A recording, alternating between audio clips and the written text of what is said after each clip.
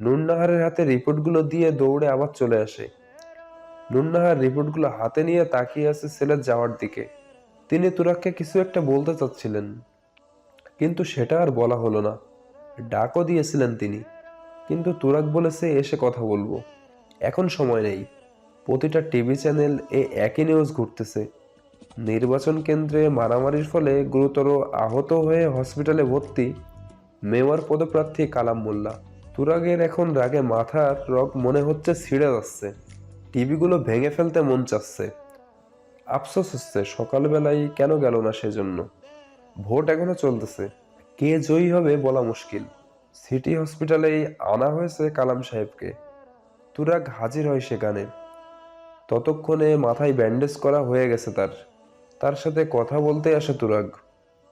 ভাই, সরি। আরে পাশে আয় বেটা, সরি কেন বলছিস? আপনার বিপদের সময় আপনার পাশে থাকতে পারলাম না। যা হবার তা হয়েছে। এখন দেখ কেন্দ্রের কি অবস্থা। আমিও একটু পরে যাব, দেখি কি না কি হয়। শান্ত হন ভাই, জনগণ আপনার পক্ষে আছে, চিন্তা করবেন না। কিন্তু এই কাজটা কে করলো ভাই? একবার নাম বলেন, ওরে মাটির তলে পুইতা ফেলবো একেবারে। কালাম মোল্লা পিঠে হাত রাখেন তুরাগের। তুরাগকে ছোট ভাইয়ের মতো স্নেহ করেন তিনি। তুরাগও যে তাকে কম শ্রদ্ধা করে না, এটা তো জানা কথাই। তিনি তুরাগকে বললেন, শান্ত হ ভাই, শোন, এই জগতে টিকে থাকা এত সহজ না। মেজাজ গরম করে কিছু করা ঠিক না। রাগচটা মানুষ নেতা হতে পারে না। ভাই, কে করেছে আপনি শুধু নামটা বলেন। ও কে কিচ্ছু বলবো না, খালি নামটা শুনি। রাশেদ চৌধুরীর ছোট ভাই। ওর এত বড় সাহস কেমনে পাইলো ভাই? ওরে তো আমি ছাড়বো না। শান্ত হ। কে শোনে কার কথা? মেজাজ গরম হয়ে গেছে তুরাগের। হন হন করে বেরিয়ে যায় হসপিটাল থেকে।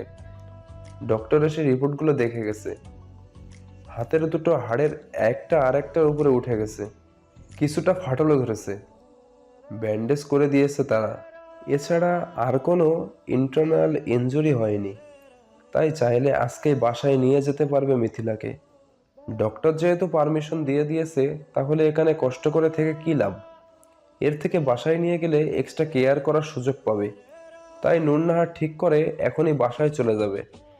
ড্রাইভারকে আগেই ফোন দিয়েছিল, তিনি নিচে এসে অপেক্ষা করতেছে। নুরনাহার, মিথিলা, মোহনা, ওদের মা আর ড্রাইভার সহ 5 জন ছিল গাড়িতে। গাড়ির মধ্যে সবাই মূলত আজকে নির্বাচন নিয়ে আলোচনা করতেছিল। এমন সময় ড্রাইভার হঠাৎ করে ব্রেক কষায়। সামনের দিকে ঝুঁকে যায় সবাই। মাথা তুলে সামনে যা দেখে তা দেখার জন্য প্রস্তুত ছিল না কেউই। মালবাহী একটা বড় ট্রাক রং রুটে খুব স্পিডে চালিয়ে আসতেছে। সামনে গাড়ি দেখে স্পিড না কমিয়ে বরং আরো স্পিড বাড়িয়ে দিয়েছে। গাড়ির ভেতরে থেকে 5 জনই নিজের চোখের সামনে নিজেদের ভয়ঙ্কর ভবিষ্যৎ ভেসে ওঠে। মুহূর্তের মাঝে রাস্তা থেকে ছিটকে দূরে গিয়ে পড়ে গাড়ি। কি ভয়ানক অবস্থা সেখানে। আম্মু, হ্যাঁ আম্মু, কথা বলছো না কেন? চোখ খোলো আম্মু। তুমি কি রাগ করে আছো আম্মু? হ্যাঁ আম্মু, আমি আর কোনো অন্যায় করবো না আম্মু। তুমি যা বলবা সব শুনবো। আর রাত করে বাসায় ফিরবো না আম্মু। তোমার ছাড়া আর একবেলাও খাবার খাবো না, প্রমিস আম্মু। একটাবার ফিরে এসো না আম্মু, প্লিজ। করুণ কণ্ঠে আর্তনাদ করছিল হসপিটালের করিডোরে বসে তুরাগ। রক্তে মাখানো মায়ের মুখশ্রীতে হাত বোলাচ্ছে আর পাগলের মতো চুমু খাচ্ছে। আশেপাশে থাকা ডক্টর, নার্সরা দাঁড়িয়ে দাঁড়িয়ে আর্তনাদ দেখছে। একপাশে দেয়ালে হেলান দিয়ে নিশ্চুপ হয়ে বসে আছে তায়েব সাঈদ। আশেপাশের মানুষজন সান্ত্বনা না দিয়ে ভিডিও করছে। সিঙ্গার তুরাগ সাইয়েদি তার মায়ের মৃতদেহ সামনে বসে আর্তনাদ করছে। এরকম ভিডিও ব্লগ হিসেবে ছাড়বে না তা কি করে হয়? এখন মানুষ মানুষের বিপদে এগিয়ে আসার আগে ব্যস্ত থাকে, কখন ছবি তুলবে, কখন ভিডিও করবে তা নিয়ে। মাকে ছেড়ে উঠে দাঁড়ায় তুরাগ। পাশাপাশি 3টা লাশ শোয়ানো। দ্বিতীয় লাশটার মুখের দিকে তাকাই। মোহনার থ্যাতলানো মুখ দেখে আঁতকে ওঠে তুরাগ। আর দেখার সাহস হয় না। কাপড় টেনে ঢেকে দেয় মুখ। পরের জন ছিল ড্রাইভার। সবাইকে পাশ উঠে পাগলের মতো দৌড়ে আবার অপারেশন থিয়েটারের সামনে যাই। মাস্ক খুলতে খুলতে ডক্টর বেরোচ্ছে সেখান থেকে। হামলে পড়ে তুরাগ ডক্টরের উপর। ডক্টর, পেশেন্টের কি অবস্থা? ও সুস্থ আছে তো ডক্টর? কথা বলছেন না কেন ডক্টর? কি হয়েছে বলুন না। I am sorry mister Saeed. ডক্টরের মুখে সরি শব্দটা শুনে মাথা ফাঁকা হয়ে গেল তুরাগের। ওদিকে মায়ের লাশ পড়ে আছে, এদিকে মিথিলার ক্ষীণ আশা জেগেছিল। ডক্টরের মুখে সরি শব্দ শুনে সেই আশাটুকুও যেন নিভে গেল। হাঁটু ভেঙে সেখানেই বসে পড়ল তুরাগ। তখন কাঁধে হাত রাখলো ডক্টর। আস্তে আস্তে মাথা তুলে তাকালো তুরাগ। সে মারা যায়নি, তবে বসা থেকে এক লাফে উঠে দাঁড়ালো তুরাগ। ব্যস্ত কণ্ঠে জানতে চাইলো, কি বললেন ডক্টর? তবে কি, কি হয়েছে বলুন না। আসলে ডক্টর প্লিজ। তিনি কোমায় চলে গেছেন। এটা থেকে তিনি কবে আবার সুস্থ লাইফে ফিরে আসতে পারবেন তার কোনো নিশ্চয়তা নেই। আর বয়স্ক যেই নারী ছিল তিনিও গুরুতর আহত, তবে তিনি খুব তাড়াতাড়ি সুস্থ হবেন আশা করা যায়। ডক্টর চলে যায় সেখান থেকে। সেখানে হাঁটু গেড়ে বসে পড়ে তুরাগ। চিৎকার করে কাঁদতে থাকে। মানুষ বলে ছেলেদের নাকি কাঁদতে নেই। কে বলেছে? ছেলেদেরও তো মন বলে কিছু আছে, তাদেরও কষ্ট হয়। এরকম একটা মুহূর্তে নিজেকে কি করে সামলাবে তুরাগ? গলা ফাটিয়ে চিৎকার করে কাঁদছিল সেখানে বসেই। তুরাগের বাবা বাখারাত হয়ে আছেন, তিনি কোনো কথাই বলছেন না। তুরফাকে এখনো জানাননি। এরকম একটা কথা তো মেয়েকে বলার সাহস নেই। কয়দিন আগেই এসে গেল, এখন হুট করে বাসায় আসতে বললেই মেয়েটা বুঝে যাবে। এত দূরের পথ কি করে আসবে মেয়েটা একা একা? হঠাৎ পেছন থেকে কাঁধে কেউ হাত রাখায় গোটানো হাতের শার্টে নিজের চোখ মুছে পেছনে মুখ ঘোরায় তুরাগ। পিছনে কালাম মোল্লা, প্রান্ত সহ আর বাকি সবাইকে দেখে উঠে দাঁড়ায় তুরাগ। কালাম মোল্লা বুকে টেনে নেয় তুরাগকে, সান্ত্বনা দেওয়ার চেষ্টা করে। ভাই আপনার মাথার ব্যথা। আমি ঠিক আছি। একটা খবর দেওয়ার ছিল, যদিও এই মুহূর্তটায় কি বলবো তোমাকে। আমরা হেরে গেছি ভাই। কালাম মোল্লা মাথা নেড়ে না বোঝাই। কান্না থামে তুরাগের। জড়িয়ে ধরে আবারও কালাম মোল্লাকে। এরকম একটা পরিস্থিতি না হলে আজকের দিনটা হতে পারত অন্যরকম একটা খুশির দিন। এই নির্বাচনের জন্য কত কষ্ট করেছে। আজ দেখো দলের সবাই উদযাপন বাদ দিয়ে তুরাগকে সান্ত্বনা দিতে হসপিটালে ছুটে এসেছে। প্রান্ত এগিয়ে আসে সামনে, বুকে জড়িয়ে ধরে তুরাগকে। প্রান্ত, এরকমটা কেন হলো আমার সাথে? আমি মনে হয় বড় কোনো পাপ করেছি, যার কারণে আমার এত বড় শাস্তি পেতে হচ্ছে। আমি তো মাকেও কষ্ট দিয়েছি। মা কি আমাকে ক্ষমা করবে প্রান্ত? কি করবো এখন আমি? শান্ত হ ভাই। আন্টি তো অনেক আগেই ক্ষমা করে দিয়েছে। সন্তানরা কত ভুল করে, কিন্তু মা বাবা কি সেই ভুল ধরে বসে থাকলে বল? মা বাবা কখনো সন্তানের উপর রাগ করে থাকতে পারে না। তুই এখন আন্টির জন্য দোয়া কর, উপরওয়ালা যেন তাকে জান্নাতুল ফেরদৌস দান করেন। দেখ ভাই, ভোটের ফলাফল শোনার পরেই এখানে চলে এসেছি। কথা বলবি না তার সাথে? আহা প্রান্ত, কি করছো? ওর সিচুয়েশনটা বোঝো। কাঁদুক, কাঁদতে দাও। কান্না করলে মন হালকা হয়। তুরাবকে বলবি না। আমি বলতে পারবো না। তুই একটু ওরে আনার ব্যবস্থা কর না। কালাম মোল্লা জিজ্ঞেস করেন, আচ্ছা, তখন হসপিটাল থেকে বের হওয়ার পর কি হয়েছিল বলতো? ফোন দিয়ে পেলাম না যে। ফ্ল্যাশব্যাক। দুপুরে হসপিটাল থেকে রেগে বেরিয়ে গেলেও বাহিরে এসে মাথায় কাজ করলো যে না, এই মুহূর্তে নিজেকে শান্ত করা জরুরি। নিজেকে শান্ত করার প্রচেষ্টা চালাচ্ছেন। ভাই অসুস্থ, এখন যদি সেও ঝামেলা করে তাহলে এদিক দেখবে কে? তাই চলে এলো কেন্দ্রে। সারাদিন এ কেন্দ্র থেকে ও কেন্দ্রসা দৌড়দৌড়ি করে 5টার দিকে ফ্রি হলো। এরপর ভোট গণনার পালা। তুরাগ ভেবেছিল এখন একটু বসে নিবে। সেই মুহূর্তেই পকেটে থাকা ফোনটা বাজকায় শব্দে বেজে ওঠে। এই মুহূর্তে ফোন আসায় বিরক্ত হলেও ফোন বের করে ফোন রিসিভ করলো। অপর পাশ থেকে জানালো যে হসপিটাল থেকে ফোন করেছে। হসপিটাল থেকে ফোন শুনেই বসা থেকে উঠে দাঁড়ায় তুরাগ। মিথিলা হসপিটালে, তাই মনে করছিল মিথিলার কিছু হয়েছে। কিন্তু হসপিটাল থেকে জানালো তাদের গাড়ি অ্যাক্সিডেন্ট করেছে, সবার অবস্থা গুরুতর। সেই মুহূর্তে সেই অবস্থায় ছুটে বেরিয়ে আসে তুরাগ। প্রান্ত সাথে আসতে যাচ্ছিল, কিন্তু তুরাগ না করে দেয়, এখানে থাকতে বলে। দিক বিদিক শূন্য হয়ে ছুটে এসেছিল হসপিটালে। এখানে আসতে আসতে হসপিটালের সামনে বসেই শুনতে পাই একটা গাড়ি অ্যাক্সিডেন্টও নাকি 3জনই স্পট ডেড। 2জন এখনো আছে, তবে গুরুতর আহত। সব মানুষজন ঠেলে ঠেলে দৌড়ে হসপিটালের ভেতরে আসে তুরাগ। সামনেই বাবাকে বসে থাকতে দেখে। গিয়ে জানতে চাই কি হয়েছে। জবাব দেয় না তিনি। এক ধ্যানে স্ট্রেচারে সাদা কাপড় দিয়ে ঢাকা লাশের দিকে তাকিয়ে আছেন তিনি। তার দৃষ্টি অনুসরণ করে সেদিকে তুরাগ। ধীর গতিতে পা ফেলে সেখানে যায় তুরাগ।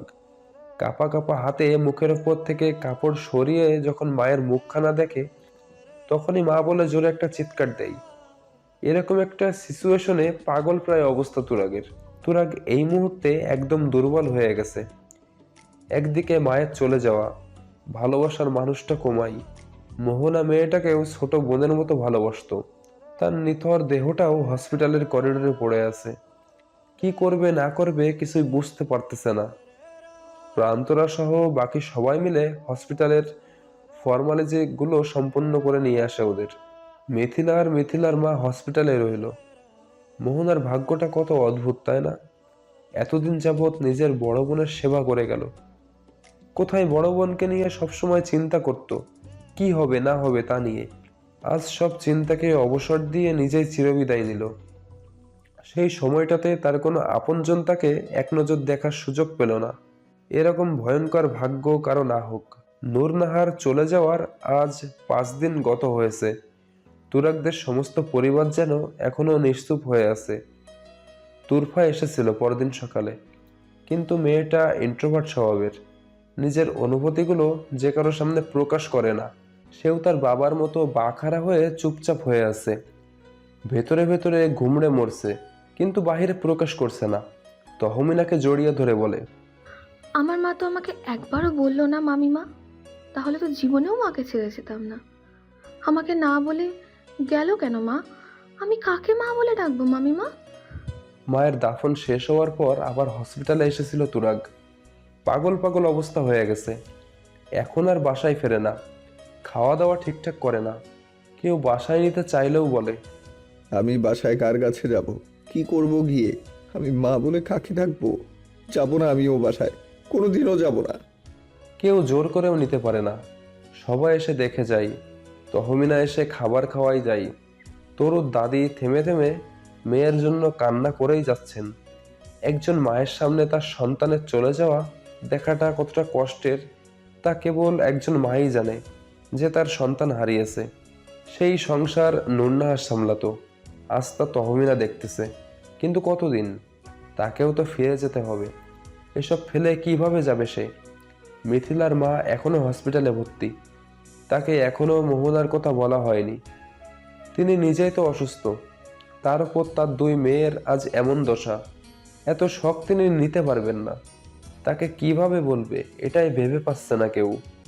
বসার ঘরে থমথেমে মুখে বসে আছে তায়েব সাইয়েদ। তার পাশেই বসে আছে তুরফা। অপর পাশের সোফায় বসে আছে নুরুল ইসলাম আর তহমিনা। তহমিনার পেছন ঘেঁষে মায়ের গলা জড়িয়ে দাঁড়িয়ে আছে তরু। তায়েব সাহেবের ঠিক অপোজিট সাইডের সোফায় মুখোমুখি বসে আছে তুরাগ।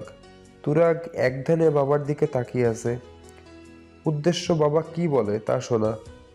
তুরাগের পাশেই গুটিসুটি মেরে বসে আছে তারামন বিবি। নাতি আসছে, পর থেকে নাতির পাশ ঘেঁষে বসে আছেন তিনি। নূরনাহার চলে যাওয়ার পর থেমে থেমে কান্না করেন এই বয়স্কা নারী। তার মেয়ে যে ছেলে মেয়ে দুটো রেখে গেছে, তাদের দেখার ইচ্ছে বারবার পোষণ করেও তুরাগকে পাননি তিনি। তাই আসার পর থেকে নাতনিকে পাশে বসিয়ে রেখেছে। এই মুহূর্তে সবাই তায়েব সাইয়েদের মুখ পানে তাকিয়ে আছে। তিনি গম্ভীর থমথমে মুখে মেয়ের দিকে তাকিয়ে আছে। কেউ কিছু বলছে না দেখে নুরুল ইসলামী কথা তুলল। ভাইজান, সবাই এসেছে এখানে, আপনি কি কিছু বলতে চান? শালা বাবু, তুমি তোমার ভাগিনাকে জিজ্ঞেস করো, সে কি আমার কথা শুনবে নাকি এখনো তার মর্জি মতো চলবে? তাইয়েব সাইয়েদের কথায় চোখ ছোট ছোট করে ফেলে তুরাগ। ওর বাবা এখন কথা বলার জন্য মামুকে মাধ্যম হিসেবে বেছে নিয়েছে। কেন সরাসরি কথা বলা যায় না নাকি? মামু, তোমার দুলাভাইকে জিজ্ঞেস করো সে কি বলতে চায়। সে আমার বাবা, আমি অবশ্যই তার কথা শুনবো। শালা বাবু, তোমার ভাগিনাকে বলো এখন তার মা নেই, এখন এই সংসারে হাল ধরার জন্য তো কাউকে লাগবে। মামু, তোমার দুলাভাইকে আবার বিয়ে করতে চায় নাকি? অসভ্য ছেলে, মুখে লাগাম দাও, আমি তোমার বাবা হই। তাহলে সংসারের হাল কে ধরবে? তোমাকে বড় করেছি কে এই দিন দেখার জন্য? আমি আমার বন্ধুর মেয়েকে তোমার জন্য পছন্দ করে রেখেছিলাম। তোমার মামা, মামি, নানু সবাই থাকতেই আমি চাই তুমি তোমার সিদ্ধান্ত আমাকে জানাবে। বেশি কথা আমার পছন্দ নয়। এখন তুমি হ্যাঁও বলতে পারো বা নাও বলতে পারো, আমার কোনো আপত্তি নেই। তবে তুমি যদি না বলো তাহলে আজকের পর থেকে তুমি ভুলে যাবে আমি তোমার বাবা। রাগে মাথার রগগুলো ফুলে গেছে। হাত শক্ত করে মুষ্টিবদ্ধ করে রাগ নিয়ন্ত্রণের এক প্রচেষ্টা চালাচ্ছে তুরাগ। কয়েকদিন আগে এত বড় একটা দুর্ঘটনা ঘটে গেল। এই মুহূর্তে বাসার মধ্যে অশান্তি করাটা কতটা বেমানান সেটা মাথায় রেখেই রাগকে নিয়ন্ত্রণ করতে যাচ্ছে। কিছু সময় চুপ থেকে বাবার সামনে মুখ খুলল তুরাগ। বাবা, তুমি জানো আমি মিথিলাকে ভালোবাসি। তারপরেও তুমি কিভাবে আমার বিয়ে নিয়ে ভাবতে পারো? বিয়ে যদি করতেই হয় তাহলে মিথিলাকেই করব, নয়তো কখনোই বিয়ে করব না আমি। এটাই তোমার ফাইনাল সিদ্ধান্ত? হুম। তুমি বলতে চাচ্ছ তোমার জীবনের সব সিদ্ধান্ত তুমি নেবে? আমার জীবনে কি আমার সিদ্ধান্ত নেওয়ার অধিকার নেই? অবশ্যই আছে, তবে কিছু কিছু ক্ষেত্রে গুরুজনদের কথাও শুনতে হয়। এখন তুমি যদি চাও তুমি তোমার বাবার উপরে কথা বলবে, সেটা তোমার নিজস্ব ব্যাপার। তুমি যদি এরকমটাই করো তাহলে আজকের পর এই বাসার দরজা তোমার জন্য বন্ধ হয়ে যাবে। তোমার খামখেয়ালিপনা অনেক সহ্য করেছি, সব তোমার জন্য হয়েছে। তোমার মায়ের চলে যাওয়ার পিছনে তুমি দায়ী। বাবা, ডাকবে না বাবা বলে। এভাবে ছেলে মানুষই করছো কেন? আমি আমার সিদ্ধান্ত জানিয়ে দিয়েছি। এখন তুমি যদি চাও তোমার লাইফে মিথিলা ছাড়া আর কাউকে দরকার নেই, দরজা খোলা আছে, বেরিয়ে যাও। তুরাগের মনে হচ্ছে ওর বাবা এখন বেশি বেশি করছে। রাগে মাথা ছিঁড়ে যাচ্ছে। এখানে সব ভেঙে গুড়িয়ে দিতে পারলে হয়তো শান্তি লাগতো। মন চাচ্ছে সত্যি সত্যি এখান থেকে উঠে চলে যেতে, কিন্তু এই মুহূর্তে এই স্থান ছেড়ে উঠে যাওয়া মানে বাবাকে কষ্ট দেওয়া। এরকম একটা মুহূর্তে বাবাও যে ভালো নেই সেটাও বুঝতে পারছে। কিন্তু মিথিলার এই বিপদের মুহূর্তে মিথিলার হাত ছেড়ে দেওয়াটা কি মিথিলাকে ঠকানো হবে না? কি করবে না করবে ভেবে পাচ্ছে না তুরাগ। এখন তুরফার উপর ভীষণ রাগ হচ্ছে তুরাগের। তুরফা যদি আজ হাসপাতালে না যেত আর ওভাবে না বলতো তাহলে কি তুরাগ এখন বাসায় আসতো? এই মুহূর্তে সিদ্ধান্তহীনতায় ভুগছেন তুরাগ। তুরাগ, কথা তো অনেক হলো, সবই শুনলাম। তবে আমার মনে হচ্ছে তুমি তোমার বাবার কথা অবশ্যই রাখবে। এরপরে আর কোনো কথা তুমি বলবে না। তোমার মা আজ বেঁচে নেই, তোমার গার্ডিয়ান বলতে তোমার বাবা। তোমার তাকে কষ্ট দেওয়া উচিত হবে না। নুরুল ইসলামের কথা শুনে অসহায় চাহনিতে মামার দিকে তাকাই তুরাগ। এভাবে সবাই এখন ওর বিরুদ্ধাচরণ করছে। কেউ অন্তত বলতে পারতো যে ওর যাকে ভালো লাগে তাকেই বিয়ে করুক। মনে মনে খুব করে চাইলো মামুর কথার বিরুদ্ধে কিছু বলবে, মনে সাজিয়েও দিল কিছু কথা। যখনই বলার জন্য হা করলো তখনই হাত উপরে তুলে না ইঙ্গিত করলো নুরুল ইসলাম। দমে গেল তুরাগ। তোমার আর কোনো কথা শুনতে চায় না তুরাগ। ছোট থেকেই তুমি তোমার ইচ্ছে মতো চলেছ। আপার স্বপ্ন ছিল তার ছেলে পড়ালেখা করে ভালো কিছু করুক। তুমি তা না করে বেছে নিয়েছো গিটার, মেতে উঠেছো গানের সাথে। নিজের এত সুন্দর ক্যারিয়ার করার পর সেটা ছেড়ে আবার যোগ দিয়েছো রাজনীতিতে। তখনও পরিবারের কেউ চায়নি তুমি এটা করো। তুমি করেছো, সবার বিরুদ্ধে গিয়ে। আর যখন আপা নেই, কাউকে তো এই সংসারের হাল ধরতে হবে। সেখানে তুমি পছন্দ করছো এমন একজন মেয়েকে যাকে নিয়ে নিজের জীবনের কোনো নিশ্চয়তা নেই। ধরে নিলাম সে সুস্থ হবে, তার দায়িত্ব নেওয়ার জন্যই তো অন্য কাউকে দরকার। সে কিভাবে সংসার সামলাবে? নুরুল ইসলামের কথার জবাবে জবাব দেয় না তুরাগ। এই মামা নামক জীবনটাই যতই বন্ধুর মতো ভাবতে চাক, এর রূপ মাঝে মাঝে ভীত করে তুরাগকে। এই ভয়ের আরও একটা কারণ রয়েছে, সেটা খুব ছোটবেলাকার। ছোটবেলায় মায়ের সাথে নানু বাড়িতে বেড়াতে গিয়েছিল তুরাগ। সেখানে আশেপাশে বাচ্চাদের সাথে খেলতে গিয়ে বাঁধিয়েছিলেন তুমুল ঝগড়া। ঝগড়ার এক পর্যায়ে ঘুষি মেরে নাক ফাটিয়েছিল এক ছেলের। সেই ছেলের বাবা নুরুল ইসলামকে বিচার দিয়েছিল। কেউ অন্যায়ের বিচার দিলে রাগ মাথায় চড়ে বসত নুরুল ইসলামের।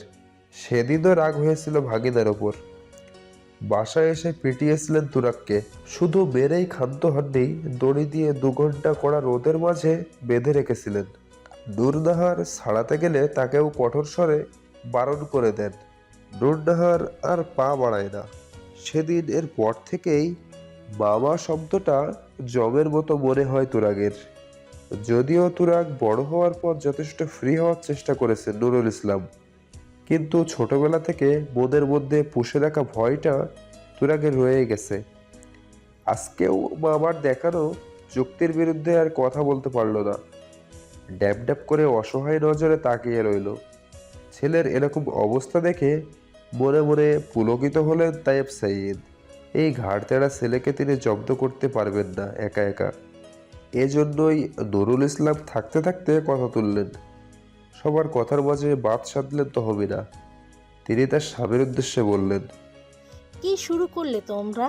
কয়টা দিন আগে এত বড় দুর্ঘটনার পরে এখন বিয়ে শাদীর বিষয়টা বড্ড বেমানান নয় কি? নুরুল ইসলামকে জবাব দিতে না দিয়ে তায়েব সাইয়েদই বললেন, দেখো তহমিনা, এই পৃথিবীতে কেউ চিরদিনের জন্য থাকতে আসে না, নুড়িয়ে চলে গেছে। সবার হৃদয় অবশ্যই ভারাক্রান্ত, কিন্তু এই মুহূর্তে এই কথা বলার কারণ শালাবাবুর ছুটি শেষ হবে আর কবে আসতে পারবে কে জানে। আমার ছেলেটাকে তো এভাবে ফেলে রাখতে পারি না। আমি চাই যা কথা হবার সবার সামনে হোক। বিয়েটা তো আর এখনই করতে বলছি না, আর যদি হয়েও বাহিরের কোনো লোক থাকবে না, আমরা পরিবারের লোকেরা মিলে আকারটা করে রাখবো। বাবার এমন কথাবার্তা শুনে অবাক হয় তুরাগ। ও একবারও বলেছে যে ও অন্য কাউকে বিয়ে করবে? ওর বাবা আকদ অবধি চিন্তা ভাবনা করে রাখছেন। এতক্ষণ চুপচাপ সবার কাজকর্ম দেখছিলেন বৃদ্ধা তারামন বিবি। এবার তিনি গলা খাকড়ি দিয়ে নিজের গলা পরিষ্কার করে দিলেন। তার গলা খাকড়ির শব্দে সবার নজর গিয়ে পড়ল তার উপর। তিনি তখনও পাত চিবিয়ে যাচ্ছেন। সবাইকে তার দিকে তাকিয়ে থাকতে দেখে জিজ্ঞেস করলো, সবাই আমার দিকে কি চাও? তরু বলল, উফ দাদি, তুমি যখন কিছু বলবেই না তাহলে সবার মনোযোগ আকর্ষণের বৃথা চেষ্টা করলা কেন? বলবো না কে বলেছে? এত আস্তে না বলে একটু জলদি বলো তো দাদি। আরে এত লাফাস কেন ছেড়ি? বৃদ্ধার কথা শুনে সেখানে থাকা ছোট বড় সবাই মূলত হোঁচট খায়। কথা হচ্ছে তুরাগকে নিয়ে। এখানে তরু কোথা থেকে আসলো? নুরুল ইসলাম জিজ্ঞেস করলো, মা, তুমি কি বলছো এসব?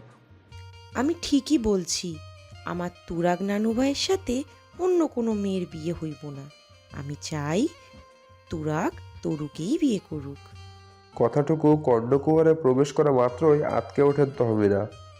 কি বলছেন এসব তার শাশুড়ি? এরকম একটা দায়িত্ব জ্ঞানহীন ছেলের সাথে তরুর বিয়ে কিভাবে দিতে চান তিনি? এদিকে তুরাগ চোখ বড় বড় করে নারুর দিকে তাকিয়ে আছে। এই মুহূর্তে তুরাগের নিজের সব থেকে বেশি অসহায় লাগছে। তার চাওয়া পাওয়াটা গুরুত্ব কেউ দিচ্ছে না, বরং কলের পুতুলের মতো সবাই ওকে নাচাচ্ছে। তুরাগের ভাবনার মধ্যেই মুখ খোলেন তহমিনা। আম্মা, আপনি যা বলতেছেন তা কখনো সম্ভব না। এ বিয়ে হতে পারে না, এরকম ছেলের সাথে তো নয়। তহমিনার কথায় সবাই তাকায় তার দিকে। এরকম ছেলে বলতে কি বুঝিয়েছেন তহমিনা? বয়স্ক মানুষকে সম্মান দিতে আজও শিখলে না বৌমা? বাচ্চা নাতিপুতিদের আর কি বলবো? তুমি বড় মানুষ হইয়াই সম্মান দাও না। এখানে অসম্মানের কি করলাম আম্মা? আমার মুখে মুখে তর্ক করাটা কি আমাকে অপমান করা নয়?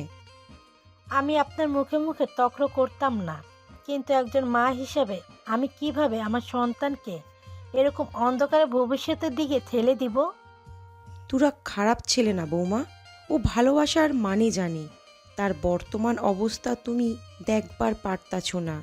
একজন মানুষকে কতটা ভালোবাসলে এরকম অবস্থায়ও আগলাইয়া রাহন যায় তুমিই বলো? তরুর সাথে বিয়া হইলে তুরাগ তরুকে খারাপ রাখবো না, এই আমি বইলা দিলুম। ও মিথিলাকে ভুলে কিভাবে তরুকে মানবে সে ধারণা আছে আপনার আম্মা? এরকম একটা ছেলের সাথে আমি কিভাবে মেয়েকে বিয়ে দিব? ও কখনোই আমার মেয়েকে ভালো রাখতে পারবে না। তো কি করবা তুমি? কোথায় বিয়া দিবা তোমার মাইয়ারে? গ্রামে নিয়া বিয়া দিবা? কে করব তোমার বিয়া ভাঙা মাইয়ারে বিয়া? গ্রামের হকগোল মানুষ জানে তোমার মাইয়ার যে বিয়া ভাঙছিল। ভালো পোলা পাইবা তুমি কই জায়গায়? আম্মা, সত্য কথা গায়ে লাগবো, এইটাই স্বাভাবিক। আম্মা, আপনি এখনো সেই আগের যুগে পড়ে আছেন। একটা মেয়ের বিয়ে ভেঙেছে মানেই যে তার জীবনের সবটা শেষ হয়ে গেছে, এরকমটা ভাবার কোনো দরকার নেই।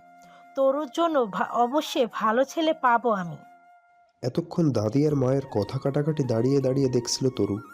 এখন মনে হচ্ছে এরা অতিরিক্ত করতেছে, তাই মায়ের উদ্দেশ্যে বলল, আম্মু, তুমি একটু বেশি বেশি চিন্তা করছো না?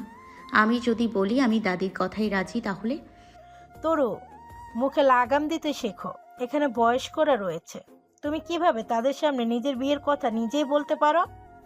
এখানে আর একটা কথাও বলবে না তুমি, যাও এখান থেকে। আমার লাইফ নিয়ে টানাটানি করছো আর আমাকেই কথা বলতে নিষেধ করছো। তরু এরপর দাদির দিকে তাকিয়ে বলল, বিয়েটা কি তোমার কাছে ছেলে খেলা মনে হয় দাদি? তুমি যে আমাদের মতামত না নিয়েই বলে দিলে তোমার নাতনির সাথে আমার বিয়ে দেবে, তুমি একবারও আমাদের কাছে জানতে চেয়েছো আমরা রাজি কিনা? তরুর কথা শুনে জিভে কামড় দিলেন বৃদ্ধা। তরুকে হাতের ইশারায় কাছে ডাকলেন। তরু কাছে আসলে তার বাম পাশে তরুকে বসার জন্য ইশারা করলেন। তার ডান পাশে তুরাগ নিশ্চুপ হয়ে মাথা নিচু করে আছে। বৃদ্ধা তার দুই হাতে দুই নাতি নাতনির হাত ধরলেন। তার হাত ধরায় মাথা উঁচু করে তাকালো তুরাগ। তরু তুরাগের দিকে তাকানো ছিল। চোখাচোখি হলো দুজনের। চোখে চোখ পড়তেই মাথা নামিয়ে নিল তরু। এই চোখে তাকিয়ে থাকার মতো সাহস এই মুহূর্তে হয়ে উঠছে না। তুরাগের চোখগুলো রক্তিম বর্ণ ধারণ করেছে। পারলে চোখ দিয়েই তরুকে ভস্ম করে দেয়। জোরে একটা নিঃশ্বাস ছাড়লেন বৃদ্ধা। এরপর তরুর দিকে তাকিয়ে বলা শুরু করলেন, জন্ম মৃত্যু বিয়া এগুলো আল্লাহর হাতে থাহে। তিনি যার লগে যার জুড়ি মিলাইয়া তার লগেই বিয়া হইবে। এখন যদি তগ দুইজনের জুড়ি আল্লাহ মিলাইয়া রাহে, তোরা শত চাইলেও তা থেকে পালাতে পারবি না। তার ইচ্ছা ছাড়া গাছের একটা পাতাও নড়ে না, বুঝলি? দাদি, তোমারে কে বললো যে আমাদের জুড়ি আল্লাহ মিলাইয়া রাখছে? ওরে পাগলি, এত কথা কওনের তো কিছু নাই। আমি চাইতাছি তোগো বিয়াডা হোক। একবার পবিত্র কালামের বন্ধনে আবদ্ধ হইলে দেখবি ভালোবাসা আপনা আপনি তৈরি হয়ে থাকবে। কিন্তু দাদি, মিথিলা আপু। ব্যাস, ওই মাইয়া লইয়া আর একখানা কথাও কবি না। সব শেষ হইছে ওই মাইয়ার লইগে। এখন বাকি আছে তুরাগ নানু ভাইয়ের জীবনটা। এইটাও কি ওই মুখ পুরি নষ্ট করতে দিবে নাকি? কথাগুলো বেশ গায়ে লাগলো তুরাগের। এতক্ষণ এখানে বসে মাথা নিচু করে সব সহ্য করলেও মিথিলাকে বাজে কথা বলায় ভীষণ রাগ হলো। জোর করে হাত ছাড়িয়ে নিল নানুর হাত থেকে। সেখান থেকে উঠে হনহন করে চলে গেল উপরে। তার চলে যাওয়ার দিকে তাকিয়ে রইল সবাই। নুরুল ইসলাম আর তায়েফ সাইয়েদি এতক্ষণ নীরব দর্শকের ভূমিকা পালন করছিলেন। তুরাগ চলে যাওয়ার পর মুখ খুললেন তায়েফ। এগিয়ে বসলেন নুরুল ইসলামের দিকে। সোফার হাতলে রাখা নুরুল ইসলামের হাতের ওপর হাত রাখলেন তিনি। নুরুল ইসলাম হয়তো এতক্ষণে অনুমান করে ফেলেছেন কি বলতে চাচ্ছেন তিনি। তবুও টু শব্দ না করে ধৈর্য ধরলেন বড় বোনের জামাইয়ের কথা শোনার জন্য। তার কথা না শুনে আগ বাড়িয়ে কিছু বলতে গেলে সেটা নিতান্তই বেয়াদবি হয়ে যাবে। শালা বাবু, তুমি তো এখানে উপস্থিত ছিলে, সবটাই তো দেখলে। আমি তুরাগকে বন্ধুর মেয়ের কথা বলেছিলাম, কিন্তু আমার কোনো বন্ধুর মেয়েকেই আমি পছন্দ করে রাখিনি। তবে আম্মা বলার পর এতক্ষণ ভাবলাম বিষয়টা। তরু মামুনি তো যথেষ্ট ভালো একটা মেয়ে। আমি যদি তোমার মেয়েটাকে আমার ঘরের মেয়ে করে রাখতে চাই, তোমার কি আপত্তি আছে তাতে? সাথে সাথেই কোনো জবাব দিতে পারলেন না নুরুল ইসলাম। তবে তিনি না বলেন না, কারণ তার মা, বড় বোন, জামাই কথাগুলো তুলেছে। যারা কথাগুলো তুলেছে তাদের যথেষ্ট সম্মান করেন নুরুল ইসলাম, তাই সাথে সাথে না করে দিয়ে জানালেন, মেয়ে তো আমার একার নয় ভাইজান, এখানে তহমিনের অবদান সবচেয়ে বেশি। আগে আমি তহমিনের সাথে কথা বলি। আমি আমার সিদ্ধান্ত জানিয়ে দিয়েছি। দেখ নূর, আমি তোর মা হয়ে একটা কথা বলছি, এখন কি তুই কথাখানা রাখবি না? নুরুল ইসলাম পড়েছেন জাতা গলে। মা, মেয়ে, বউ কার পক্ষ নিয়ে বলবেন, কে কষ্ট পাবে, তাই কথা না বলে উঠে চলে গেলেন সেখান থেকে। তায়েব সাহেবও উঠলেন। তহমিনা আর তরুর দাদু একজন অপরজনের দিকে মুখ ঘুরিয়ে বসে রইলেন। তুরফা তরুর হাত ধরে উঠিয়ে নিয়ে গেল সেখান থেকে। তরুকে নিয়ে হাঁটা ধরল ছাদের দিকে। এতক্ষণ এখানে বসে দম বন্ধ হয়ে যাচ্ছিল যেন। ছাদে গিয়ে একটু মুক্ত হাওয়া উপভোগ করার লক্ষ্য। ছাদের দরজার ওপর পাশ থেকেই শুনতে পেল কিছু একটা জোরে পড়ে যাওয়ার শব্দ। তরুর হাত ছেড়ে দৌড় লাগালো তুরফা। ভাগ্য যখন সাথে না থাকে তখন যা হয় আর কি। পায়ে থাকা স্লিপারটা যাই ছিঁড়ে, স্লিপার সেখানে রেখেই ছাদে যাই। ছাদের দরজা পেরিয়ে কয়েক কদম ফেলতেই কিছু একটা খুব জোরে পড়ে বিঁধে যাই। অন্ধকারে ঠিক বোঝা যাচ্ছে না। শব্দ করেই নিচেই বসে পড়ে তুরফা। রাগে ছাদের রেলিং শক্ত করে মুঠোবন্দি করে দাঁড়িয়েছিল তুরাগ। তুরফার কান্নার আওয়াজ কানে আসতেই দ্রুত পায়ে সেখানে আসে তুরাগ। অন্ধকারে তুরফার পা চেপে ধরে বসে থাকার অবয়ব নজরে আসে।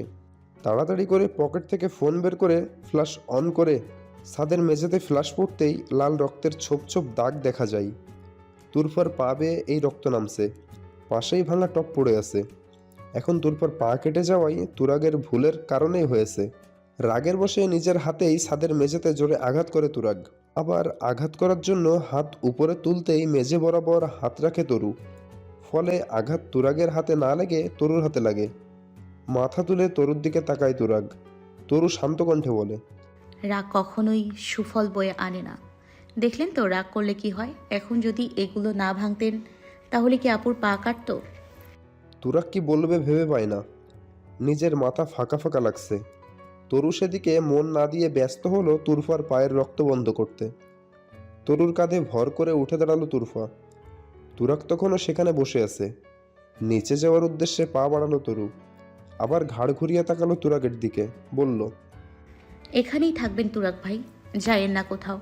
আমি আপুকে নিচে দিয়ে আসছি, কথা আছে আপনার সাথে। তরু কথা আছে বলাই রাগলো না তুরাগ, বরং শান্ত কণ্ঠে জানতে চাইল, কি বিষয়? আমাদের বিয়ে নিয়ে। হোয়াট? আমাদের বিয়ে মানে? কে করবে তোমাকে বিয়ে? আমি? How funny. এত বেশি কথা বলবেন না তুরাগ ভাই, বিয়ে আপনি আমাকেই করবেন, দেখে নিন। আপনি থাকুন, আসছি আমি। তরু চলে গেল তুরফাকে নিয়ে। তুরাগ তখনও সেখানেই বসে ওদের যাওয়ার পানে তাকিয়ে আছে। কি বলবে তরু, মাথায় সেটাই ঘুরপাক খাচ্ছে। দেখুন তুরাগ ভাই, ফ্যামিলির সবাই যখন চাচ্ছে আপনি বিয়ে করুন, তখন বিয়েটা তো আপনাকে করতেই হবে। আপনি চাইলেও উপেক্ষা করতে পারবেন না। যদি উপেক্ষা করতে চানও, তবে আপনার ফ্যামিলির বিরুদ্ধে যেতে হবে। আর ফুপা এমনিতেও খুব রেগে আছে। এই মুহূর্তে আপনি যদি তার বিরুদ্ধে যান, সে আপনার উপর আরও রেগে যাবে এবং ভীষণ কষ্টও পাবেন তিনি। তাকে কষ্ট দেওয়াটাও আপনার ঠিক হবে না। এখন যদি আপনি ফুপার কথা ভেবেও রাজি হন, তাহলেও আপনাকে বিয়ে করতে হবে। আর মিথিপুর অবস্থা তো আপনি দেখতেই পারছেন। তিনি যদি কোমা থেকে ফিরেও আসেন, পুরোপুরি সুস্থ হবেন কিনা সন্দেহ আছে। এখন যদি আপনি অন্য কাউকে বিয়ে করেন, সে হয়তো মিথি আপুকে মেনে নেবে না। মিথি আপুর যত্ন করাটা সে স্বাভাবিকভাবে নেবে না। সেই জায়গায় যদি আমাকে বউ হিসেবে গ্রহণ করেন, তাহলে বিষয়টা অন্যরকম হবে। যেমন আমি মিথিলা আপুর যত্ন নিব, দায়িত্ব নিব, তার মায়েরও। একদমে কথাগুলো বলে থামলো তরু। তুরাগ রেলিংয়ের উপর দুই হাতে ভর করে আকাশপানে তাকিয়ে আছে। মনোযোগ সহকারে শুনলো তরুর কথাগুলো। তরু কথাগুলো শেষ করে উত্তরের আশায় তুরাগের মুখ পানে তাকিয়ে রইল। কিছু সময় তুরাগের থেকে কোনো উত্তর পাওয়া গেল না। সে নীরব রইল কিছু সময়, ভাবলো কিছু একটা। এরপর তরুর দিকে ঘুরে সোজা হয়ে দাঁড়ালো। হাতগুলো আড়াআড়িভাবে বুকের সাথে বেঁধে দাঁড়ালো। তাকালো তরুর চোখ পানে। তরু তখনও এক নজরে তুরাগের দিকেই তাকানো ছিল। তুরাগ তরুর দিকে তাকাতেই চোখ নামিয়ে নিল তরু। তুরাগ কিছু একটা বলবে, সেটা শোনার প্রস্তুতি নিচ্ছে। শান্ত কণ্ঠে তুরাগ উল্টো প্রশ্ন করল, ভালোবাসো আমায়? তুরাগের মুখ থেকে এরকম প্রশ্ন শুনে থতমত খেয়ে গেল তরু। তরু ভেবেছিল তুরাগ হয়তো বলবে আমি বিয়ে করব না, কিন্তু তরুর চিন্তাভাবনা উল্টো করে দিয়ে এ কেমন প্রশ্ন করলো। জিভ থেকে ঠোঁট ভিজল, কিছু একটা বলার জন্য মুখ খুলবে, এর আগেই ফের তুরাগের গলার আওয়াজ, মিথ্যা বলবে না। যা বলতে চাচ্ছিল তা গলা অবধি এসেই আটকে গেল তরুর। মুখ থেকে আপনা আপনি বেরিয়ে গেল, না, বাসি না। তবে কি? আমাকে ভালোবাসো না, তাহলে আমাকে বিয়ে করে আমার ভালোবাসার মানুষকে কেয়ার করবে, আবার তার মায়ের যত্ন নেবে, এই বিষয়টা একটু বেশি বেশি হয়ে যাচ্ছে না? আমি স্যাক্রিফাইস করতে চাইলে আপনার আপত্তি থাকার কারণ কি?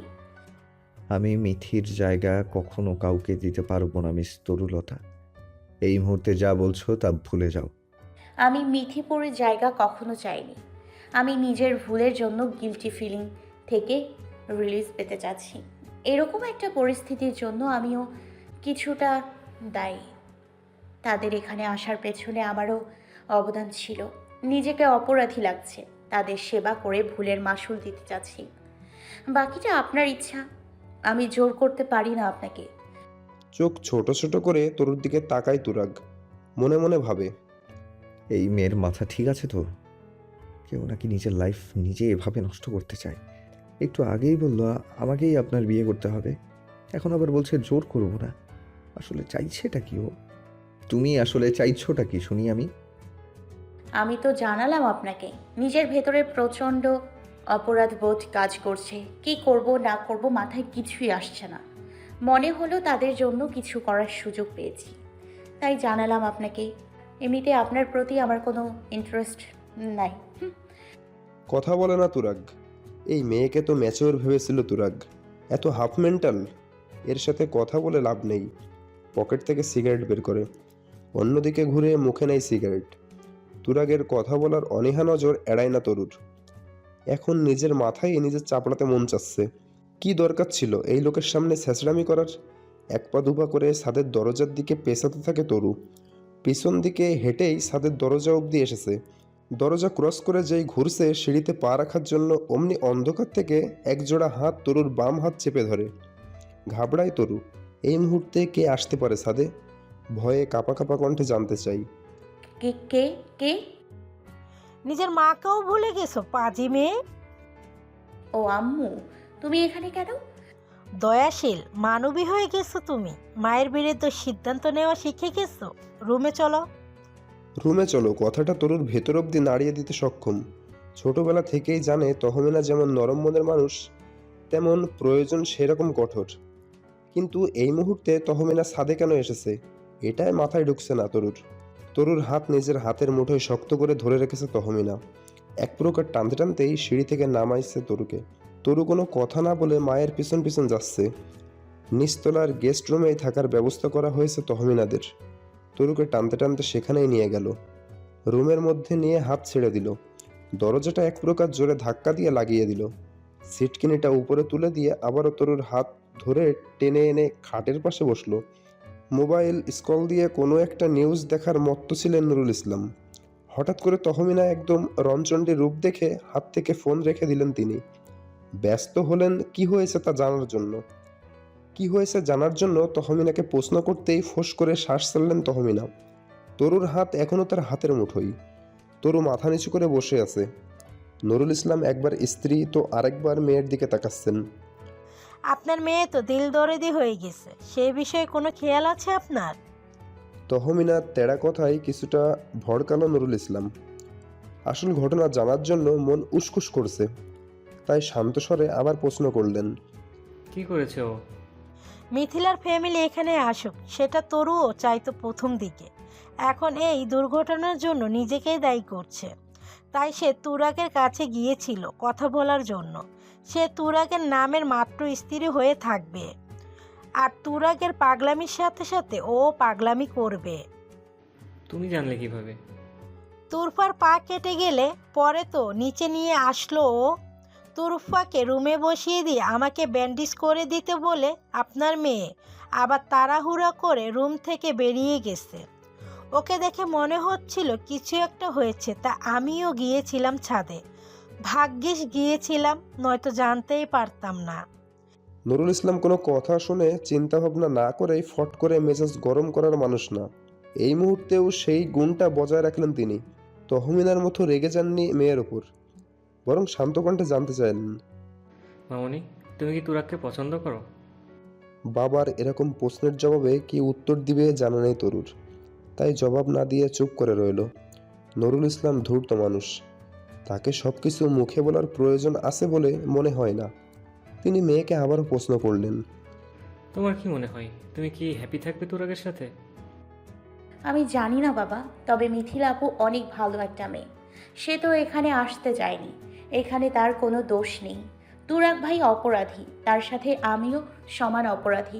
শাস্তি সে একা কেন পাবে? তাই আমি এমন কথা বলেছি, আর কিছু না বাবা। তহমিনার ভীষণ রাগ হচ্ছে মেয়ের প্রতি। মন চাচ্ছে গাল বরাবর ঠাটিয়ে একটা চড় দিতে। জীবন কি ছেলে খেলা মনে হয় নাকি এই মেয়ের? তবে নুরুল ইসলাম যখন শান্ত হয়ে বসে আছে, তার সামনে মেয়ের গায়ে হাত তোলাটা সীমাচন মনে হলো না। তাই দাঁতে দাঁত চেপে বলল, আপনি কালকেই বাসের টিকিট কাটবেন। আমি আর এখানে থাকবো না, তোরকে নিয়ে চলে যাব। আপনি আপনার মাকে নিয়ে কবে আসবেন তা আপনি জানেন। নুরুল ইসলাম তহমিনার কথার জবাব না দিয়ে মেয়ের উদ্দেশ্যে বললেন, তুমি রুমে যাও, তোমাকে এত চিন্তা করতে হবে না, আমার বাবা মা এখনও আছে। তরু আর কোনো কথা না বলে খুব সাবধানে বেড ছেড়ে উঠে দাঁড়ালো। পা টিপে টিপে বেরিয়ে গেল রুম ছেড়ে। রুম থেকে বের হবার সময় পেছন থেকে তহমিনা ডেকে বললেন, তোকে যেন আর তুরাগের আশেপাশেও না দেখি। ব্যাগ গুছিয়ে রাখবি, কালকেই ফিরবো আমরা, ফাইনাল। তরু কিছু না বলে মনে মনে আওড়ালো, সবাই স্বার্থপর আম্মু। এতদিন আপার ছেলে মেয়েকে দেখাশোনার জন্য এখানে রয়ে গেলে, যেই নিজের স্বার্থে টান পড়লো অমনি চলে যাবে এখান থেকে। সারা রাত ঠিকঠাক ঘুম হলো না তুরাগের। বিছানায় এপাশ ওপাশ করতে করতে রাত ফুরিয়ে গেল। চোখে একটু ঘুম ঘুম আসছিল, তখনই কানে ভেসে এলো আজানের মিষ্টি মধুর সুর। বিছানা ছেড়ে উঠে বসলো তুরাগ। উঠে ফ্রেশ হয়ে একবারে অজু শেষ করে বের হলো। ততক্ষণে আজান শেষ হয়েছে। ঠিক করলো মসজিদে যাবে। তবে অনেকদিন ভোরে মসজিদে যাওয়া হয় না, তাই মন খসখস করতে লাগলো। হুট করে একদিন গেল, সেটা কেমন লাগবে এটা ভেবে যাব কি যাব না করতে করতে জামায়াতের সময় শুরু হয়ে গেল। অবশেষে জায়নামাজ বিছিয়ে রুমে নামাজের প্রস্তুতি নিল। নামাজ শেষ করে দুহাত তুলল উপরওয়ালার নিকট দোয়া প্রার্থনা করতে।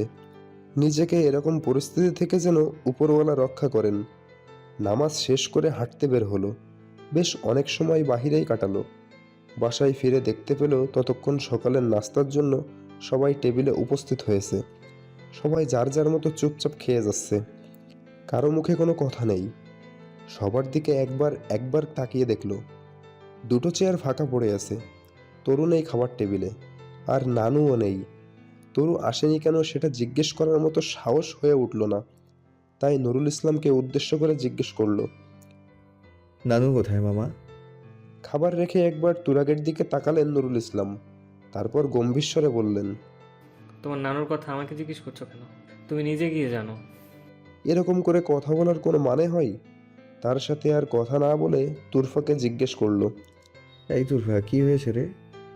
নানু খাওয়া বন্ধ করেছে, তার কথায় তোমরা রাজি হওনি তাই। যতক্ষণ না শুনবে তার কথা, সে খাবে না। এরকম একটা সিরিয়াস মোমেন্টেও হাসি আসলো তুরাগের। যদিও তার নানুর এরকম কাজে সে সন্তুষ্ট নয়, তবে তার নানু তার মতোই না খেয়ে ধর্মঘট পালন শুরু করেছে, এটা ভেবে হাসি আসলো। তুরাগ আর কাউকে কিছু না বলে নানুর রুমে গেল। সে খাটের ওপর পা বিছিয়ে বসে খোলা জানালা দিয়ে বাহিরের দিকে তাকিয়ে আছেন। তুরাগ বাহির থেকে অনুমতি চাইল ভেতরে আসার। তারামন বিবি কথা না বলে অন্যদিকে মুখ ঘোরালো। তুরাগ তা দেখে মনে মনে বলল, যেভাবেই হোক এই বুড়িরে আগে ঠিক করতে হবে। যদি কোনো মতে না খেয়ে দিয়ে অসুস্থ হয়ে পড়ে তাহলে না সবাই আমাকেই চেপে ধরে। কাল যে কি হবে? সবাই এরকম কেন শুরু করেছে? দেখো, তোমার ইচ্ছেটাই বোধহয় পূরণ হলো। সেই বউ হয়েই এলে আমাদের বাসার। তবে এই সম্পর্ক কখনো পূর্ণতা পাবে না। এটা শুধু কাগজের মাঝেই সীমাবদ্ধ থাকবে। এটা যেন বাহিরের কেউ ঘুণাক্ষরেও টের না পায়। আমার মনে একজনের বসবাস, আর সেটা আজীবন থাকবে। তাই ভুল করেও আমার উপর স্ত্রীর অধিকার ফলাতে আসবে না। রাত অনেক হয়েছে, হাত মুখ পানি দিয়ে ধুয়ে এসে শুয়ে পড়। এক নিঃশ্বাসে কথাগুলো বলে টাওয়াল নিয়ে ওয়াশরুমে ঢুকে গেল তুরাগ। মাথার উপর টেনে দেওয়া শাড়ির আঁচলটা টান দিয়ে ফেলে দিল তরু। এতক্ষণ মনে হচ্ছিল দম আটকে ছিল, তাই জোরে জোরে শ্বাস নিল কয়েকবার। এরপর শান্ত হয়ে গুটিসুটি দিয়ে বসলো বিছানার মাঝ বরাবর। এরপর চোখ বোলালো রুমের চারিদিকে। এটা নাকি বাসর ঘর? এ ঘরে না আছে কোনো ফুলের ছোঁয়া, না আছে মরিচবাতির সাজ। ঘরের মাঝে টিম টিম করে একটা নীল রঙের ডিম লাইট জ্বলতেছে। সেই আলোতেই রুমটা কিছু সময় পর্যবেক্ষণ করলো তরু। মুখের কোণে দেখা গেল তাচ্ছিল্যমূলক হাসি। এটা কাউকে উপহাস করে নয়, বরং এরকম একটা বাসর ঘর দেখে প্রতিটা মেয়েরই নিজের বিয়ে নিয়ে কিছু স্বপ্ন থাকে, যার কোনোটাই সত্যি হলো না তরুর ক্ষেত্রে। 2 দিন আগে তুরাককে বলা কথাগুলো মনে করে এক দফা হাসলো তরু। তখন তো খুব জোর দিয়ে তুরাককে বলেছিল, আমি আপনার স্ত্রী হতে নয়, বরং মেথিপুর দায়িত্ব পালন করতে চাই। আর সেই কাগজের সম্পর্কটা সত্যি হয়ে যাওয়ার পরে এখন তুরাগের বলা তিক্ত কথাগুলো কেমন গায়ে কাটার মতো লাগছে। নিজেকে এই মুহূর্তে সব থেকে বোকা মনে হচ্ছে। নিজের স্বামী অন্য কাউকে ভালোবাসুক, এটা কোনো মেয়েই চাইবে না। ও কিনা সেদে সেদে সেই প্রস্তাব দিয়েছিল। রুমে জ্বলতে থাকা লাইটের আবছা আলোয় নিজের গায়ে জড়ানো শাড়িটার দিকে তাকালো। নীল রঙের একটা শাড়ি, তবে নীল রঙের আলোর সাথে মিশে এখন আরও শাড়ির নিজস্ব রং বোঝা যাচ্ছে না। বিয়ের দিনও গায়ে জড়িয়েছে ফুপির শাড়ি। তুরাক চাইলেই কিন্তু একটা নতুন লাল বেনারসি কিনে দিতে পারত, কিন্তু তা করেনি। বরং মায়ের আলমারি খুঁজে এই শাড়িটা বের করে দিয়ে এসেছিল। এসব হাবিজাবি চিন্তা করতে করতে ওয়াশরুমের দরজা খোলার আওয়াজ হলো। আওয়াজ কানে আসতেই মাথা তুলে সেদিকে তাকালো তরু। উদম গায়ে শুধু একটা ট্রাউজার পরে বেরিয়ে আসছে তুরাগ। গলায় একটা টাওয়াল ঝোলানো, ফর্সা শরীরে পানির বিন্দুগুলো চিকচিক করছে। তাড়াতাড়ি চোখ ঘুরিয়ে অন্যদিকে তাকালো তরু। এখনো খাটের মধ্যে বসে আছো? এতক্ষণে চেঞ্জ করতে পারতে না শাড়িটা? তুরাগের কথার প্রতি উত্তর না করে খাট থেকে নেমে দাঁড়ালো তরু। এ বাসায় আসার সময় যে ব্যাগে জামা কাপড় নিয়ে এসেছিল সেই ব্যাগটা এই রুমে দিয়ে গিয়েছে সুফিয়া খালা। তরু অন্যদিকে মুখ করেই হেঁটে হেঁটে সেই ব্যাগের কাছে গেল। ব্যাগ থেকে একটা কালো রঙের 3 পিস খুঁজে বের করলো। সেটা নিয়ে তৎক্ষণাৎ ওয়াশরুমে ঢুকে পড়ল। প্রায় মিনিট 10 পর ফ্রেশ হয়ে বের হলো তরু। কালো রঙের কাজ করা জামা, সাথে প্লাজো, ওড়নাটা গলায় ঝুলানো, একদম সিম্পল রূপ। ওয়াশরুমের দরজায় থাকতে তরুর দিকে নজর গেল তুরাগের। কিয়ৎক্ষণ সেদিকে তাকিয়ে অন্যদিকে মুখ করে শুতে গেলে নাক গিয়ে লাগলো সোফার সাথে। নাক চেপে ধরে উঠে বসলো তুরাগ। নিজের মাথায় নিজেই চাপড়ালো, কারণ ও যে সোফায় শোয়া ছিল তা প্রায় ভুলেই বসেছিল। আর সে কারণেই তো ঘুরতে নাকে ঘষা লাগলো ফোমের সাথে। তুরাগের এই অবস্থা দেখে ফিক করে হেসে দিল তরু। চোখ বড় বড় করে সেদিকে তাকালো তুরাগ। সেই চোখের দিকে নজর যেতেই তৎক্ষণাৎ হাসি থেমে গেল তরুর। তুরাগ যে রেগে আছে তা ওর মাথায় ছিল না। কিছু না বলে পা টিপে টিপে গিয়ে সোফার সামনে দাঁড়ালো। তুরাগের উদ্দেশ্যে বলল, এটা আপনার বাসা, বেডও আপনার, আপনি চাইলে বেডে শুইতে পারেন, আমি সোফায় শুতে পারবো, সমস্যা হবে না। Are you sure? Hmm. Turag আর কোনো কথা না বাড়িয়ে নেমে গিয়ে শুয়ে পড়ল বেডে। সেদিকে পলকহীন কিছু সময় তাকিয়ে রইল তরু। মনে মনে হয়তো আশা করেছিল তুরাগ বলবে, আমি সোফায় শুই, তুমি বরং বেডে শোও। তা না বলে তরুর এক বলাতেই নিজে গিয়ে বেডে শুয়ে পড়ল। এখন তরু কি করবে? নিজের বোকামের জন্য আবারও মাথা চাপড়াতে মন চাচ্ছে। এই বেটা তো একটা নিরামিষ, এক নারীতে আসক্ত পুরুষ মানুষ। সে কেন তরুর কথা ভাববে? এটা কেন আগে মাথায় এলো না? তাহলে কখনোই তাকে বলতো না বেডে শোয়ার জন্য। নিজেকেই নিজে মনে মনে গালমন্দ করে সোফায় শোয়ার প্রস্তুত নিল তরু। সোফার হাতলে মাথা রেখে চুলগুলো ছেড়ে দিল। চুলগুলো গড়িয়ে ফ্লোর অবধি পৌঁছালো, যা থেকে তখনও পানি ঝরছে। সেই পানিতে ফ্লোর ভিজে যাচ্ছে, সেদিকে খেয়াল নেই তরুর। সে মগ্ন হলো জীবনের হিসাব মেলাতে। এই 2 দিন এই ঝড়ঝাপটা গেল তাদের ওপর। জীবনের মোড় কিভাবে ঘুরে আজ ওই পরিস্থিতি এলো তা ভাবতেই মগ্ন হলো। ফ্ল্যাশব্যাক। তারামন বিবিকে কোনোভাবেই মানানো যায়নি। তিনি তার কথায় অটল। এদের বিয়ে না দেওয়া অবধি তিনি পানি অবধি শুয়ে দেখবেন না। জেদের বর্ষবর্তী হয়ে অসুস্থ হলেন, তবুও হার মানলেন না। শাশুড়ির এমন অবস্থা দেখে ভড়কালো তহমিনা। এরকম করার কোনো কারণ খুঁজে পেল না। সেই শুরু থেকেই এই ফ্যামিলির এক একজনের মন বুঝতে পারেনি তহমিনা। মায়ের অসুস্থতায় নরম হলেন নুরুল ইসলাম। তার উপরে কথা বলে তেমন সুবিধা করতে পারেন না তহমিনা। স্বামীর ওপর জোর খাটানোর চেষ্টা করেও লাভ হয়নি। তিনি তার মায়ের কথায় রাখবেন। এদিকে তুরাগকে মানানো ছিল একটা চ্যালেঞ্জ, তবে তা সম্ভব হয়েছে মিথিলার মায়ের জন্য। গত পরশুদিন বিকেলের দিকে তায়েব সাইয়েদের সাথে এই বিষয়টা নিয়ে কথা কাটাকাটি হচ্ছিল। সেই মুহূর্তে তুরফা আর তহমিনার কাঁধে ভর করে বাসায় প্রবেশ করছিলেন মিথিলার আম্মা। এক সময় তিনি চাইতেন যার জন্য তার মেয়ের এমন অবস্থা হয়েছে সে যেন তার মেয়ের দায়িত্ব নেন। কিন্তু এই মুহূর্তে মিথিলার আম্মা ছিল পুরো ভিন্ন রূপ। তিনি যেন তুরাগকে সহ্যই করতে পারছিলেন না। তিনি কাটকাট গলায় জানিয়ে গেছেন, মিথিলা যদি সুস্থও হয় তিনি বেঁচে থাকতে তুরাগের সাথে কোনোদিন বিয়ে সম্ভব নয়। তুরাগ যদি এরকম কথা আর মুখেও তোলে তাহলে তিনি এখান থেকে চলে যাবেন, সাথে মিথিলাকেও অন্য হাসপাতালে নিয়ে যাওয়ার ব্যবস্থা করবেন। কারণ এই ভালোবাসা নামক অভিশাপ পুরো পরিবার ধ্বংস করে দিয়েছে। এই একটা মাত্র কারণে আজ মোহনা আমাদের মাঝে নেই। তিনি এই বিষয়টা আর একটু সামনে এগোতে দেবেন না। তুরাগের চোখের পানি তাকে টলাতে পারেনি। 2 মেয়ে স্বামী সব হারিয়েছেন তিনি, তখন কঠিন পাথরে পরিণত হয়েছেন। তার কঠোরতা, ফ্যামিলি প্রেশার, বাবার চাওয়া, নানুর অসুস্থতা সব মিলিয়ে অবশেষে তুরাগ হার মানে। কতদিন আর যুদ্ধ চালিয়ে যাবে সবার সাথে? অসুস্থ নানুর হাত ধরে বলে এসেছিল তরুকে দেখে রাখবে। এরপর শুধু পরিবারের মানুষজনের সামনেই কাজী এসে বিয়েটা সম্পন্ন করেছিল। তহমিনা বেগম পুরো নিশ্চুপ হয়ে আছেন। তিনি এসব একটাবারের জন্যও তরুর সামনে আসেননি। না কোনো আগ্রহ ছিল এই বিয়েতে, তা নিয়ে এক প্রকার মন খারাপ ছিল। তার উপর সবার অগোচরে তুরাগ যা বলার তা তো বললই। Flashback and. জীবনের নতুন মোড়টা হুট করে হয়ে গেল। এখন ভবিষ্যতে কি হতে চলেছে তা জানা নেই কারোই। সবাই তো আশা করে আছে যে একবার বিয়েটা যখন হয়েছে তখন সব কিছু আস্তে আস্তে নিশ্চয়ই ঠিক হবে। কিন্তু আদৌ কি কিছু ঠিক হবে? দীর্ঘশ্বাস বেরিয়ে এলো ভেতর থেকে। তরু মুখ ঘুরিয়ে তুরাগের দিকে ফিরল। তুরাগ ওর দিকে মুখ করে শোয়া ছিল। তরু তাকাতেই চোখাচোখি হলো। তরুকে জিজ্ঞেস করলো, ঘুমাচ্ছ না কেন? আপনি ঘুমাচ্ছেন না কেন? ঘুম আসছে না। আচ্ছা, আমরা কি ভুল করলাম? মিথিলা আপু যদি ফিরে আসে তবে সে যদি আমাদের ভুল বোঝে, কি হবে সামনে জানি না আমি। সে আসলে কি আপনি আমাকে ডিভোর্স দিয়ে দেবেন? জবাব দিল না তুরাগ। কিছু সময় দুজনেই নীরব রইল। চোখের কোণে পানি জমল তরুর। সবকিছু আসলে এতটা সহজও নয়। কোনো নারী তার স্বামীর ভাগ অন্য কাউকে দিতে পারে না। তবুও তরু নিজেকে মিথ্যে সান্ত্বনা দেয় যে তুই তো সব জানতি তরু, তবুও তো বিয়েতে মত দিয়েছিস, এখন কেন কষ্ট পাচ্ছিস? ঘুমিয়ে পড়েছো? তুরাগের কণ্ঠ কানে আসতেই হাতের উল্টো পিঠে চোখের কোণে জমে থাকা পানিটুকু মুছে ফেলল। জানালার পর্দা গলিয়ে ভেতরের মিষ্টি আলো চোখের পাতার ওপর পড়তেই ঘুমে ব্যাঘাত ঘটল তুরাগের।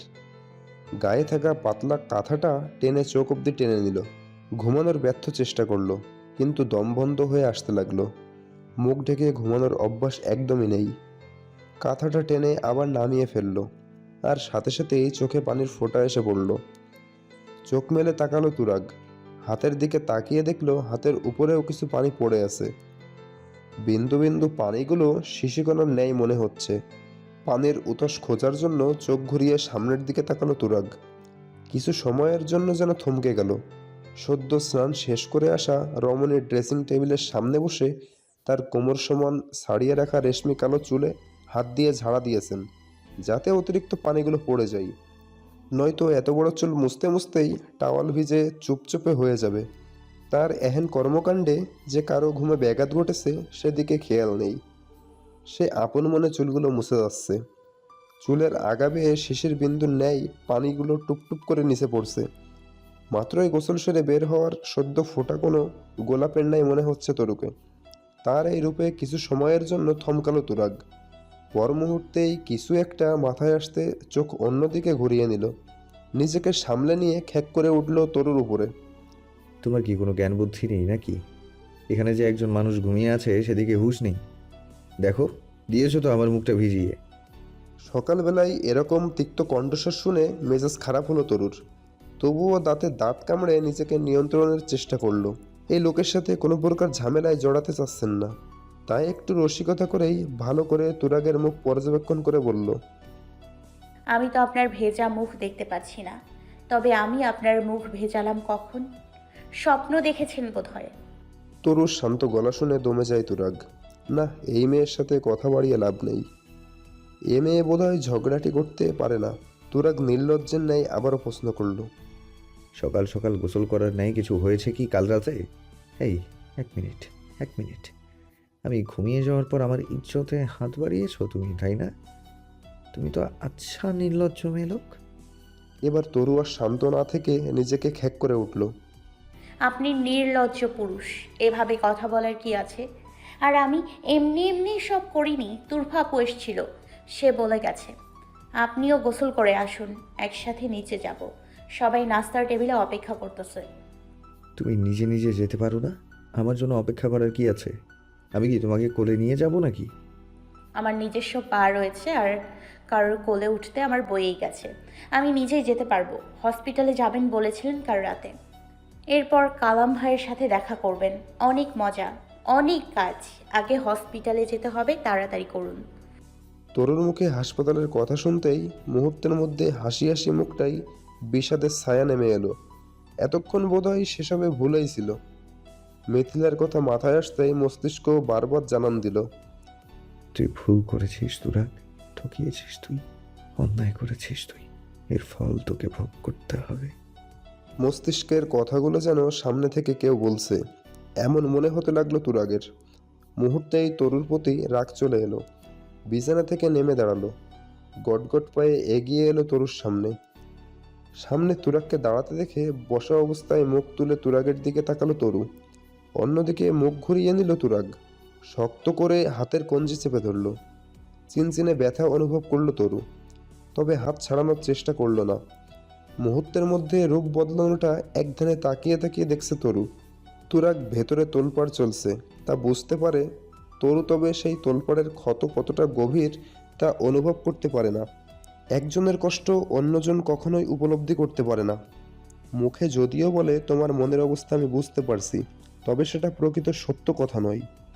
বসার টুল থেকে একটানে তুলে দাঁড় করালো তরুকে। তুরাগের হাত টেনে দেওয়ায় তরুও উঠে দাঁড়ালো। হাত টানতে টানতে রুমের বাহিরে নিয়ে গেল তরুকে। তরুও বিনা বাক্যে ব্যয়ে তুরাগের পায়ের সাথে পা মেলাই তরুকে রুমের বাহিরে এনে মুখের ওপর দরজা আটকে দেয়। তরুর দৃষ্টিতে ভেসে ওঠে সেদিন রাতের স্মৃতি। যে রাতে তুরাগ খাবে না, তারপরেও জোর করাই রুম থেকে বের করে এভাবে মুখের ওপর দরজা আটকে দিয়েছিল। সেদিন অপমানে কান্না চলে এসেছিল, তবে আজ কেন কান্না আসছে না? সবটা যেন একদম স্বাভাবিক মনে হচ্ছে। নিজেকে অনুভূতি শূন্য লাগছে। মস্তিষ্ক বারবার জানান দিচ্ছে, তুই ভুল সিদ্ধান্ত নিয়েছিস তরু। এভাবে কোনো সংসার হয় না। স্বামী যদি স্বামী না থাকে, সে বিয়ে করেও অন্য মেয়ের প্রেমে অন্ধ থাকে, সেখানে কিসের সংসার হবে? বন্ধ দরজার সামনেই কিছুক্ষণ দাঁড়িয়ে থাকে তরু। দাঁত দিয়ে নিজের ঠোঁট কামড়ে ধরে রেখেছে। মস্তিষ্ক যখন কোনো কিছু নিয়ে চিন্তায় মগ্ন থাকে, তখন এই কাজটা তরু প্রায়শই করে থাকে। তরু নিজের মনকে বোঝায়, বিয়ের পরে সব কিছু কেমন যেন অন্যরকম লাগছে। বিয়ে মহান আল্লাহ তাআলার দেওয়া নেয়ামত। বিয়ে নামক পবিত্র বন্ধনে আবদ্ধ হওয়ার পরে স্বামী স্ত্রীর পরস্পরের প্রতি আকর্ষণ জন্মানোটা খারাপ কিছু নয়। তবে তরুর কেন মনে হচ্ছে এখন যা কিছু হচ্ছে সব কিছু মিথ্যা? এগুলো একটা স্বপ্ন। ঘুম ভাঙলে যেন এসব মিথ্যা হয়ে যায়। জীবনটা যেন একদম স্বাভাবিক থাকে। এসব আকাশকুসুম চিন্তা ভাবনার মাঝেই কাঁধে কারো হাতের স্পর্শ লাগতেই চমকে ওঠে তরু। ভাবনার জগৎ থেকে ফিরে আসে বাস্তবে। দরজার দিক থেকে মুখ ঘুরিয়ে পেছনে তাকাই। তরুর কাঁধে হাত, দাঁড়িয়ে গম্ভীর মুখে দাঁড়িয়ে আছে তুরফা। তুরফাকে দেখে ঘুরে তুরফার দিকে তাকায় তরু। কি ব্যাপার পিচ্ছি পুতুল, কাঁদছিলে কেন? না আপু, কাঁদছি না। এই, তুমি এখনো আমাকে কিসব নামে ডাকো বলো তো? আমার কিন্তু এখন বিয়ে হয়ে গেছে। আমি এখন তোমার বড় ভাবি। ও আচ্ছা, এখন কি বড় ভাবি বলে ডাকবো নাকি? তা আপনি এখানে দাঁড়িয়ে আছেন কেন বড় ভাবি? তুরফার রসিকতায় ফিক করে হেসে দিল তরু। তরুর গোমড়া মুখটাই হাসি ফোটাতে পেরে তুরফার ঠোঁটের কোণেও মুচকি হাসির রেখা ফুটে উঠল। তরু বলল, কাটা পানিয়ে আবারও আসলে কেন আপু? তোমাকে নিতে এসেছি, মামি বসে আছে নিচে। যাব। তবে আমার কিছু জিনিস প্রয়োজন ছিল। ভাইয়াকে ভিতর থেকে লক করে দিয়েছে? উপর নিচ মাথা ঝাঁকিয়ে হ্যাঁ বোঝালো তরু। অবাক হলো না তুরফা। ভাইয়ের এরকম স্বভাবের সাথে অভ্যস্ত সে। তরু এক হাত হাতের মুঠোয় নিল তুরফা। হাত ধরে নিজের রুমের দিকে নিয়ে যেতে লাগলো। আস্তে আস্তে বলতে লাগলো, মিথি কখনো সুস্থ হবে কিনা জানি না। যদি সুস্থ হয়ও তবে কি হবে তাও জানি না। এই পরিবারে আরও বড়সড় কোনো ঝড় আবারও নামবে সেটা আমি অনুভব করতে পারছি। তবে তুমি ভয় পেও না তরু। আল্লাহ তাআলার কাছে ইচ্ছে ছাড়া গাছের পাতাও নড়ে না। তিনি যা করেন ভালোর জন্যই করেন, তাই ঘাবড়াবে না কখনো, হাল ছেড়ে দিবে না কখনো। শক্ত হতে হবে তোমাকে। আমার ভাইয়াটা খারাপ মানুষ নয়, তবে মিথিলার অ্যাক্সিডেন্টের পরই এমন উগ্র স্বভাবের হয়েছে। তবে আমার চলে যাওয়ার এখন আবার ওর মাঝে আগের তুরাগ ভাইয়াকে দেখতে পাচ্ছি আমি। আগে চাইতাম ও যেন মিথিলাকে না ঠকায়, এখন আমার মন চাচ্ছে ভাইয়া যেন তোমাকেও তোমার অধিকার থেকে বঞ্চিত না করে। এমন একটা মুহূর্তে আমার কি করা উচিত আমি জানি না। আমিও নিরুপায় বোন, তবে দোয়া করবো আল্লাহর, যেটা উত্তম মনে হয় তিনি যেন সেটাই করেন। কথা বলতে বলতে রুমে ঢুকলো দুজন। হাতের তালু ছেড়ে তরুর হাতের কঞ্চি ধরে বিছানায় বসাতে চায় তুরফা।